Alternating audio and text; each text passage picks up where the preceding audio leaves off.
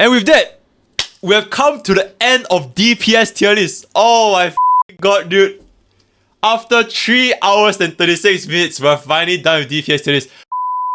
Hey guys, Mr. Poki here, back with another video. So today, we'll be going through version 1.2's DPS tier list. This entire series has been recorded in my VOD last stream, and we'll be splitting this into DPS and support and sustain tier list tomorrow. For today, we'll be going through every single DPS units in the DPS section. And without further ado, let's just jump straight into today's content. So before we begin ranking these units, this will be the criteria, right? The conditions that we're going to be setting for all our tier lists, DPS, sustain, and support included. For the later videos, I'm just going to be referencing this point over here. So these are the criteria, right?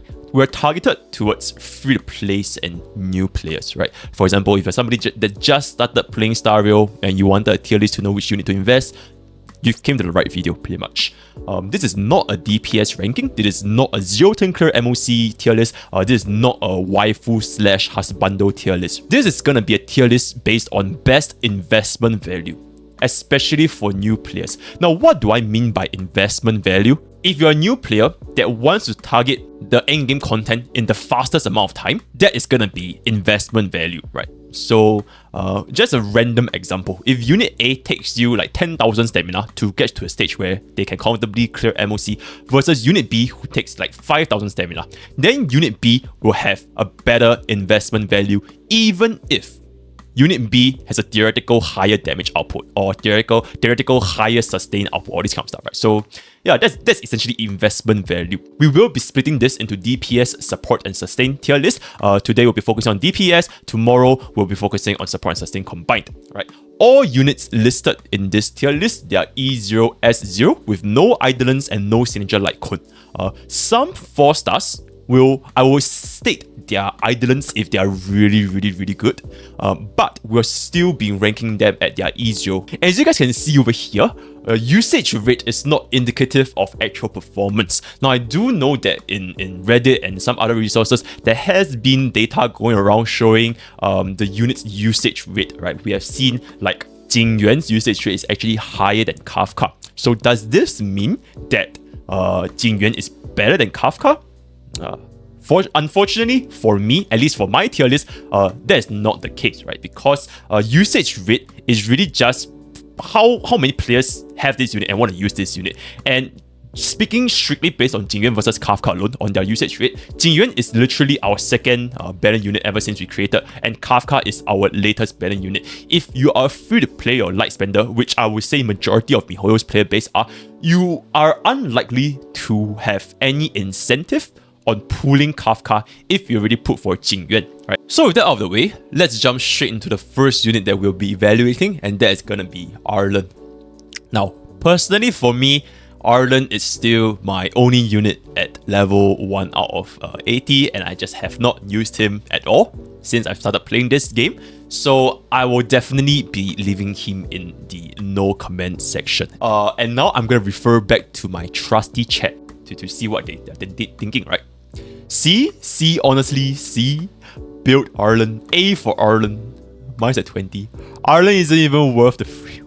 Yes, they nerf our point to the ground from beta, no comment, A for Arlan, play a little bit. The general consensus is that Arlan seems to be in the C tier by my chat, right?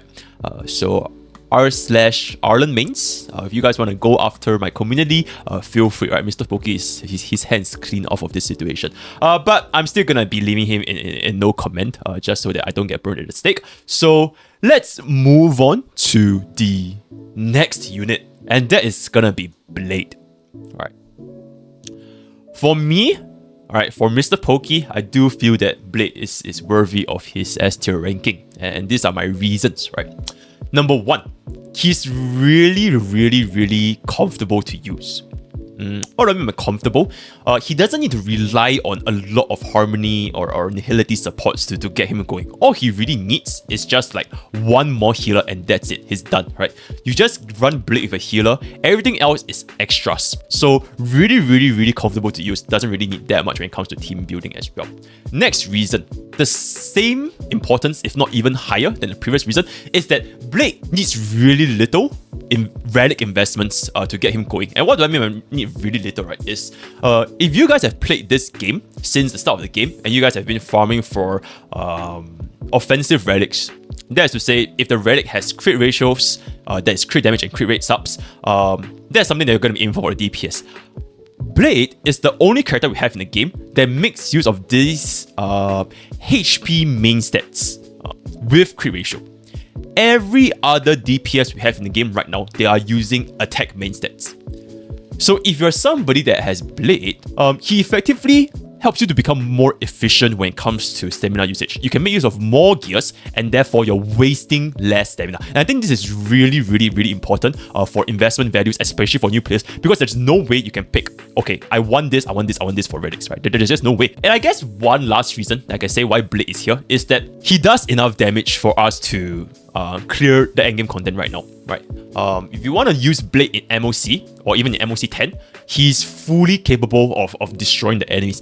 Even if he is not the highest possible DPS, he doesn't deal the highest possible damage, he still functions his role perfectly, right? He can still clear the content, and that's what players should be focused on anyways, especially for newer players.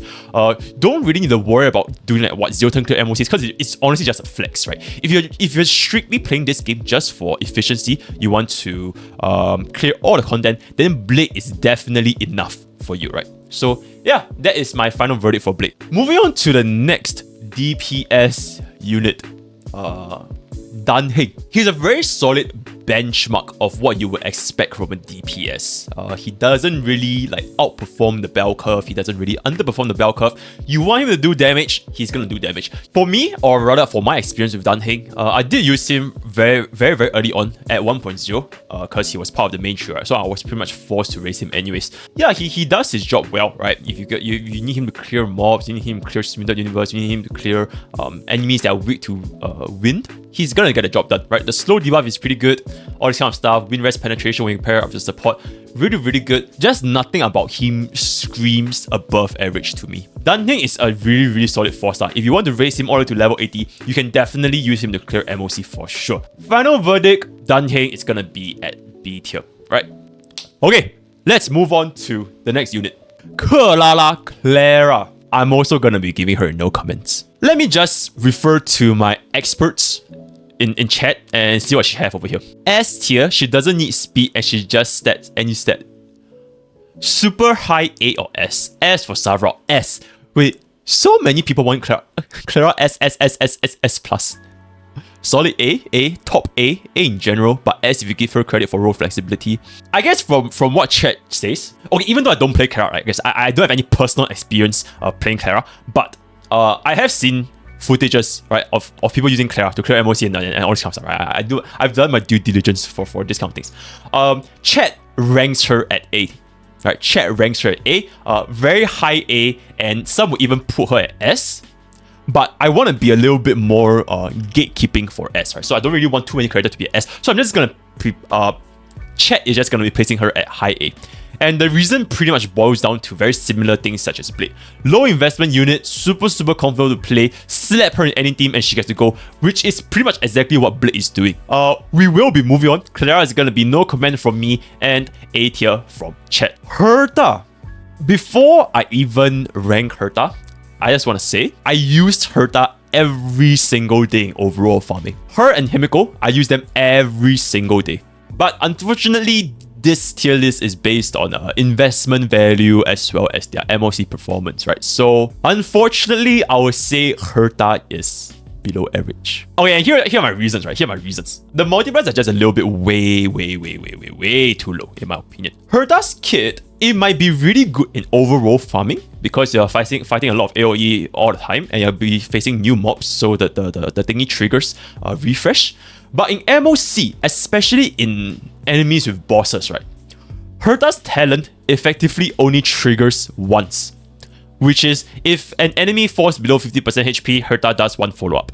If you're using Herta in MOC, this effect literally triggers a single time and you're done, right? You're done. Unless they spawn more mobs. Low multiplier and the talent just really does not suit MOC content, I would say. CBC0525, she does damage when enemies are frozen, but she has no freeze in the kit. I guess that's another pretty big issue, right? So, final verdict, in terms of investment value for new players to clear MOC content, I will rank Herta as below average. And now let's move on to the next unit, and that is gonna be Himeko, right?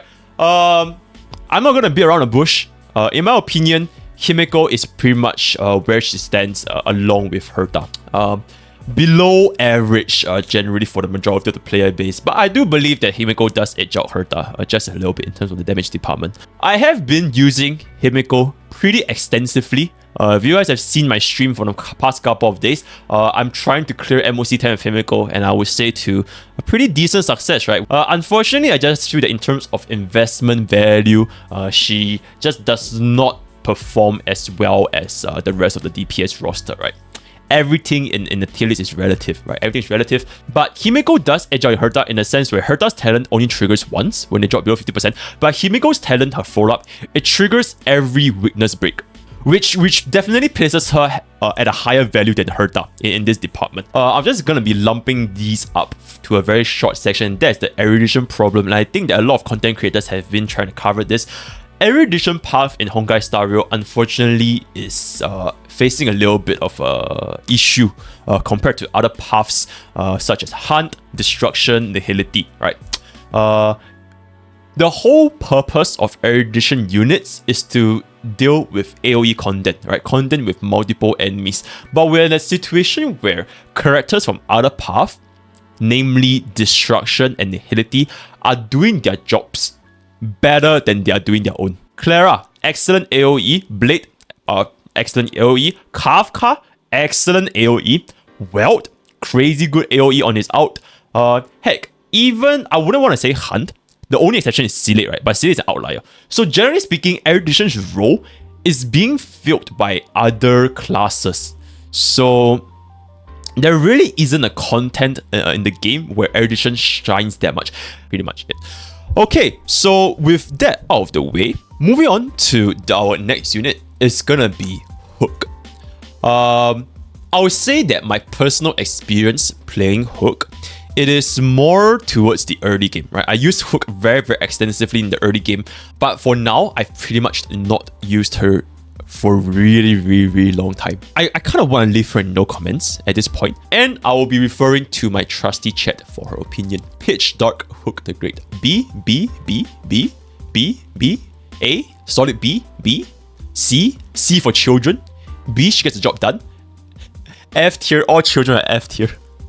B, she can join Danhei in mid tier. Really? Hook is better than Himeko? Moving on to our next unit, it's gonna be Jing Yuan, right?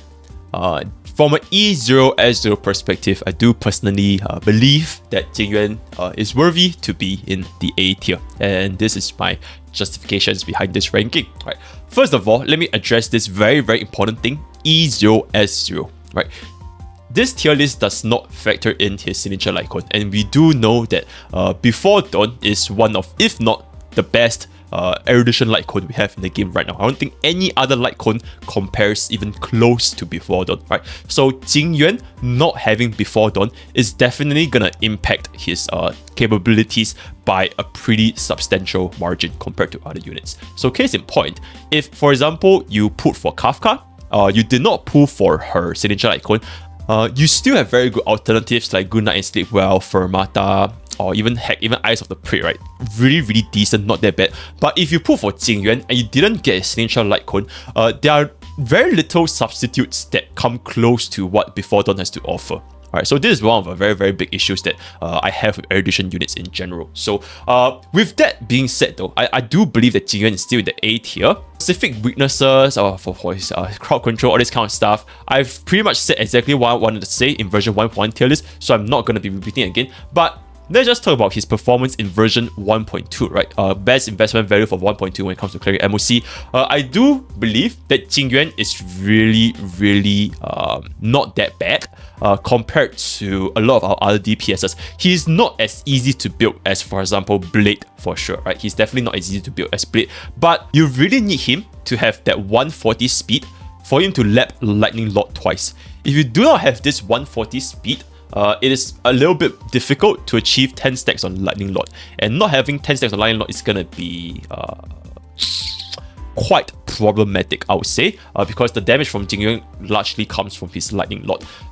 But we do have a lot of good supports with Jing Yuan, and one of the reasons why he's still in the A tier and not going below B is because we have a free support that's Asta that gives us a very nice speed buff, and everybody has Asta. So for most players, if you were to pair Jing Yuan with Asta, then you throw in another support such as Bronya or even Tingyun, his damage is definitely not suboptimal. And I wouldn't say he's super hard to gear as well.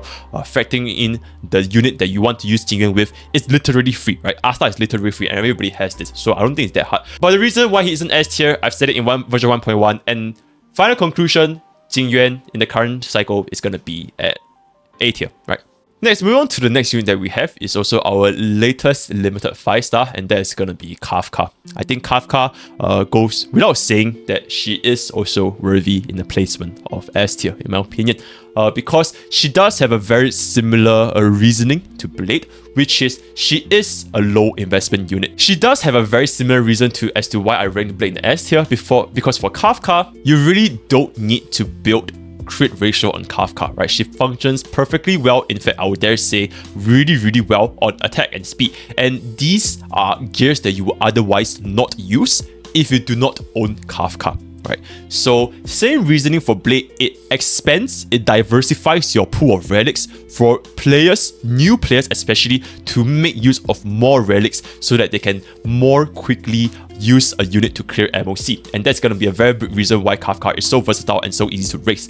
Second reason, from before Kafka was released, people had a misunderstanding that she has to be used with DOT unit for her to bring out her full potential. But we have already shown that even without raising a single DOT, Kafka is perfectly fine to become a main DPS of her own, right? Just run her with Tingyun and another support and another healer and play her like how you would play a hyper carry, and she will still clear MOC without a single DOT unit. And that's just how versatile she is. You want to play her with DOT comms, you want to play her with triple support comms, you want to play her with her as a main DPS with one sub DPS, you can play her any way you want and she can still clear the content for you. And I guess this also goes on to another point, which is Kafka's future-proofness right now, of all these DPS units, is one of the strongest, right? She's one of the strongest future-proofness if you're a player that wants to build DOT units, because Kafka, even in the event that future better DOT units come up with more multipliers, I'm pretty sure players will still run Kafka because her mechanic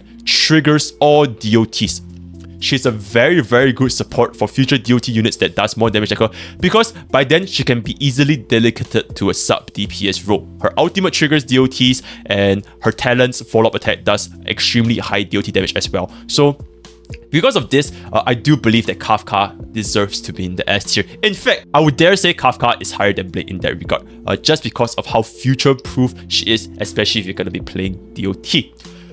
With that, the final verdict for Kafka, she is gonna be at our strongest S tier as of the current moment. Moving on to the next unit, this is gonna be Qingque, Qingque. I do feel that Qingque average.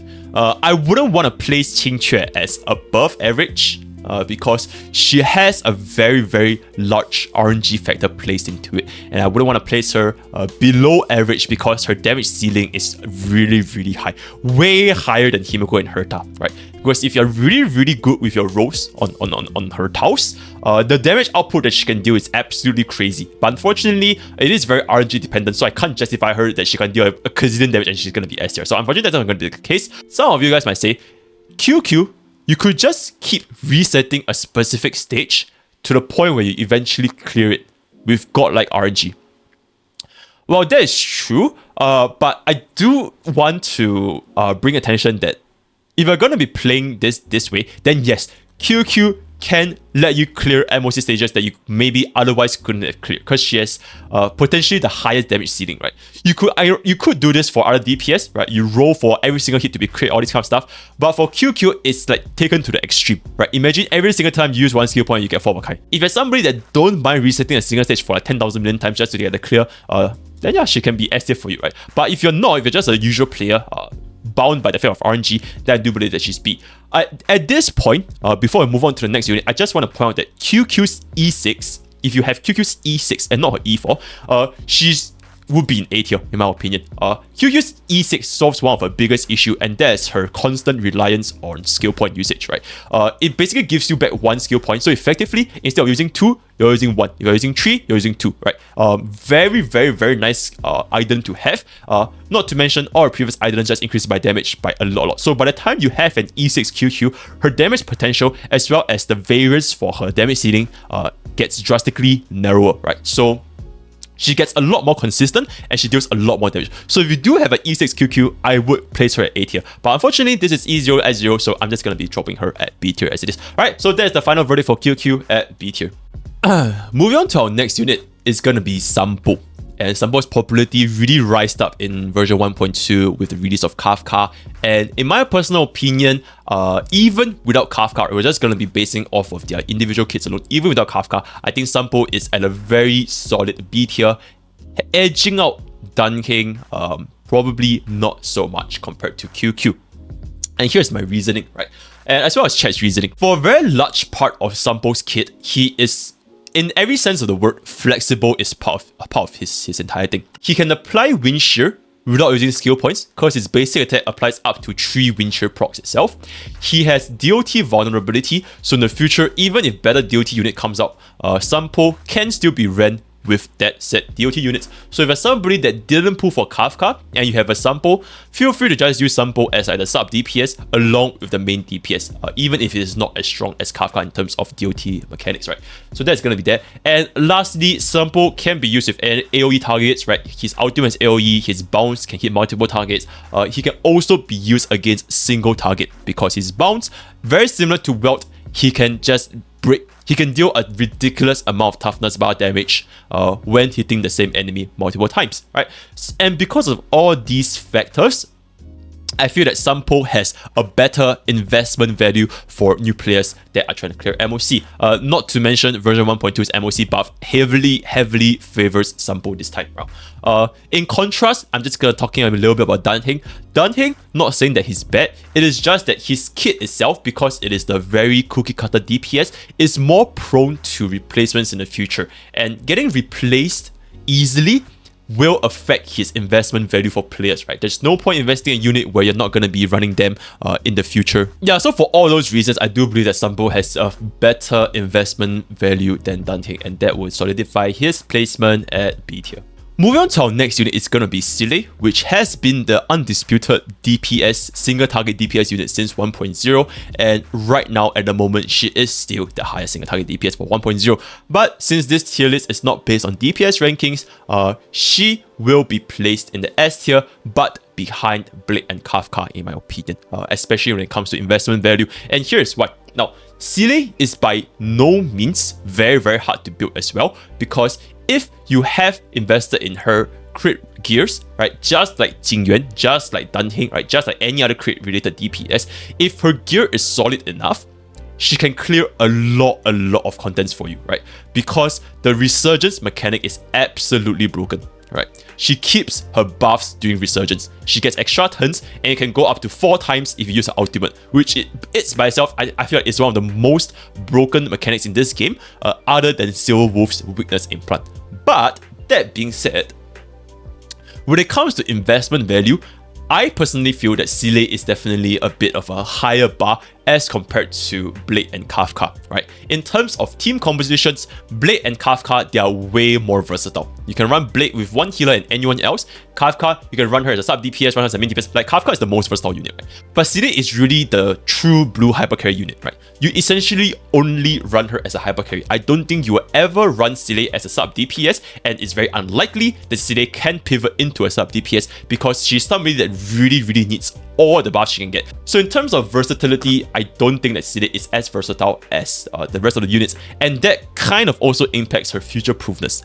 If in the future we see bigger and bigger hypercarry, because in my opinion, hypercarry units are the easiest unit to power creep each other, right? All you need to do is just release a unit with higher multipliers and that's it. The old hypercarries will be done. But units that can pivot from a hypercarry to a sub DPS to a support, right? These are the units that will stay with you even if they are DPS. Case in point being Kafka, right? So because of this, Seele, she's still S tier, right? Don't get me wrong, she's still really good. But unfortunately, I'm gonna be placing her just below Kafka and Blade. And that is my final verdict for Seele. Alright, for our next unit we'll be talking about is gonna be Serval. She kind of also increased in popularity with Kafka's banner. In my opinion, as well as chat's opinion, we do believe that Serval ranks somewhere along this line over here. C tier, slightly under Himeko, and these are our reasons, right? Erudition issue is still applied to Serval, and Serval's kit is just kind of hard to manage because she's somebody that wants to apply shock. She has a lot of kits that apply shock, but yet she has a lot of crit traces. She has very high initial damage multipliers, so it's kind of difficult to try to find, like, do you want to build crit? Do you want to build break effect? Do you want to build DOT? Right? What do you want to build in Serval? Right? She's having this identity crisis, and the issue with if you're trying to build a unit with so many different things, right? Chances are she's not going to be able to perform very well for any of those. If you want to use a DOT unit, Sampo does her job better, right? If you want to use a direct damage crit ratio unit, Himeko does her job better, right? So for that sense, I do believe that Serval, unfortunately, cannot go above C tier if Himeko is C tier. I would love to put Himeko in B tier at this point because I do think that Himeko is pretty underrated, but unfortunately, not everybody can be at B tier. If you guys watch One Punch Man, right? There's this guy gatekeeping the S ranks by being the top of A rank. So this is exactly where Himeko is gonna be, right? She's gonna be gatekeeping C tier, but I feel that Himeko is just pretty good. Underrated for sure, but just pretty good. Alright, so final verdict for Serval is gonna be at C tier. Alright, moving on to our next unit is gonna be Sushang or Sushang, whatever you call it. At E0, in my opinion, Sushang's performance should be at B tier behind Yanqing. But that being said, I do want to clarify a little bit. Sushang at E1 is really good. I would dare say if she's at E1, she would likely go up to the top of B tier, if not even A tier, if she's at E1. And keep in mind, at version 1.3, we do get a free copy of Sushang with the event, but unfortunately, this tier list is based on E0s, and we're talking about 1.2, right? So for that, we will be judging Sushang at E0 still. Now, her ranking at here, based on E0, is really because a lot of her value comes from her flexibility of her not using skill points once you unlock her E1, right?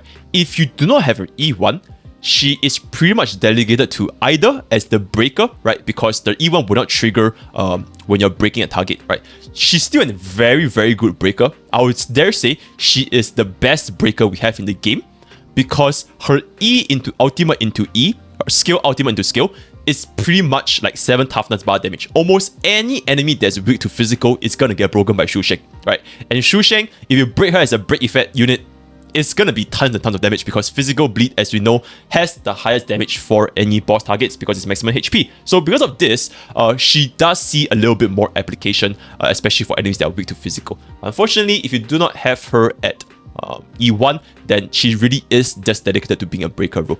In terms of build, I would dare say Sushang is also pretty easy to build because you can build her as a crit DPS, although like I said, this is not really viable if you're at E0, and you can also break her as a break effect unit. In fact, I would say out of all the units here we see right now, Sushang is a unit that suits break effect build the most, right? Because she's a physical unit and she can break really quickly. Her E4 gives even more break effect, but I'm not going to go to an E4. But generally speaking, she's the best unit for any sort of break builds. And this kind of places her viability, her flexibility a little bit higher. But at E0, my final verdict for Sushang is going to be at B tier over here, right? Slightly build up. Moving on to our next DPS unit, we're now going to be placing Welt. In my personal opinion, as well as the community's opinion, we do believe that Welt should go in the A tier, slightly above Jing Yuan. And here's why. Now, when it comes to investment value for players, one important thing for us to consider, even this version 1.2, is how viable this unit is when it comes to flexibility as well as their utility provided to the entire team. So in terms of Welt, he can be played as a main DPS to deal insane damage. If you guys have seen my previous Welt clears on MOC, you can see the amount of damage that Welt can do if you were to play him as a main DPS.